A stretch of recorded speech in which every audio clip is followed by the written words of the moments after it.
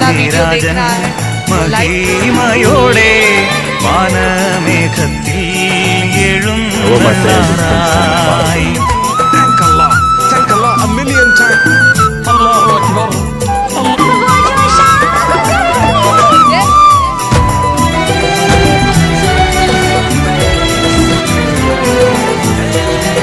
Assalamualaikum TikTok family and your own Salman.